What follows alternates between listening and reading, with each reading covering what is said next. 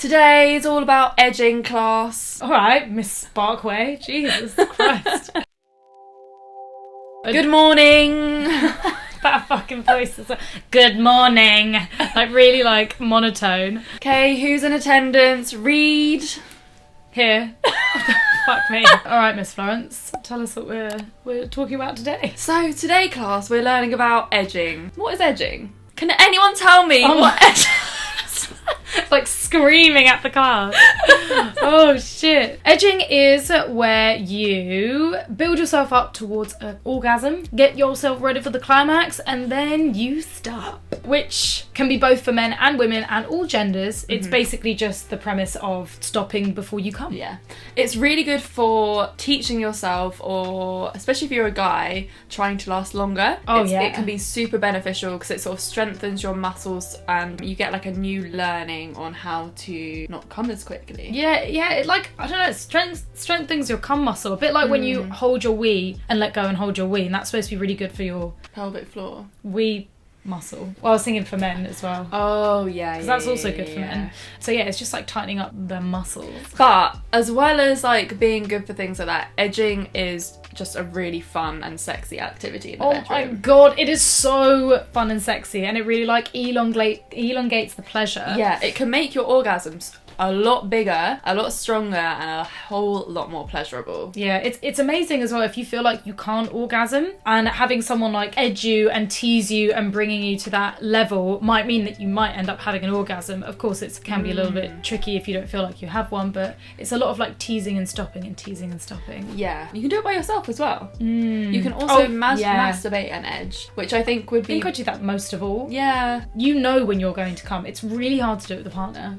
Yeah. You have to be very vocal. You have to tell them. Yeah. You have to be like, oh, I'm going to come, and then they have to stop. And they have to really feel it out, because sometimes when you say you're going to come, you're not actually going to come straight away. Or the other way round, where they say, oh no, I'm going to come, and then they carry on going and they ruin it. Or like stop at just the wrong moment. Yes. But then a ruined orgasm is also like a kink that we can talk about another time. Yeah. But anyway, everyone should be trying to edge, because it's just fun. So yeah, how do we do it? I mean, I would always start with yourself and understand and learn like the premise with how edging actually works with your body, with your genitals.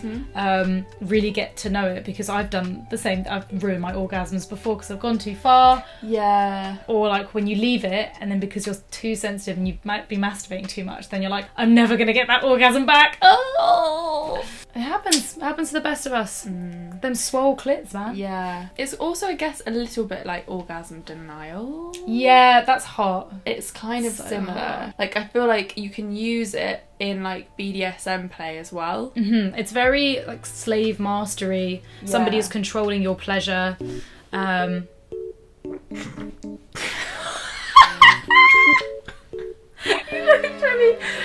out my nose. Oh my god, stop. Edging is definitely used in like power play situations where you can say to your partner, you're not allowed to come until I give you permission. Oh, yes. That can be extremely hot, and then you're like, can I come? And they're like, no. And you're like, and they take it away. Yeah, that's like a hard like, edge. But oh my god. I think that's more like orgasm denial, but they're very close, aren't they? I feel like I don't really know what the difference is. So that's orgasm denial, someone saying no, you can't come. Yeah. But then I feel like edging is very much like in a short space of time. But you're still edging if you're still denying. Yeah, you're edging up to the denial. Yeah, because but then again, but I guess you're not. Is edging more like you're in control of it? Orgasm denial is the other person's in control of it. Yeah, I guess so. Write in the comments below. What do you guys think? So, edging. First of all, it's all about building up to the orgasm. So you're going to build up to your orgasm slowly. So when you feel like yourself or the other person is reaching the orgasm, you pull away or you stop just before you get there, which can be really hard to predict. That can be really hard to predict, and that's why communication is so key as well. Oh my god, so important. You need to let your partner know if you're about to come. It's almost like you have to be like, I'm getting closer. Yeah. Getting closer. Oh my god, I'm gonna come. Which can be really hard, especially when you kind of get into your head. If you say something, sometimes you're like right back at the start again. Yeah. So you have to get good at communicating and not losing it. Yeah, because you can reset your brain and not enjoy the pleasure. Yeah. So you pull away just as either of you are about to come. Yeah. Or yourself. Yeah, or yourself. I've edged by myself. Oh my god, I think I edge every time I masturbate. It's so normal. I don't think I do it when I masturbate. Oh, really? Like greedy, or I like have multiple orgasms when I masturbate. Yeah, fair enough. Never stop. It's so good for when you're watching porn or when you're reading a sexy story, because you don't want to come yet. You want to enjoy it and long it out rather than just having like the quick pew. Also, if you're going to continue edging after you pull away for the first time, you can go back at it, start building up the orgasm again from the beginning. It depends, like, you can edge for as long as you want to. All you have to do is keep pulling away from that orgasm and not letting yourself get to that orgasm, because once you've reached the orgasm, that's the end of the edging. Yeah, that's it. It's done.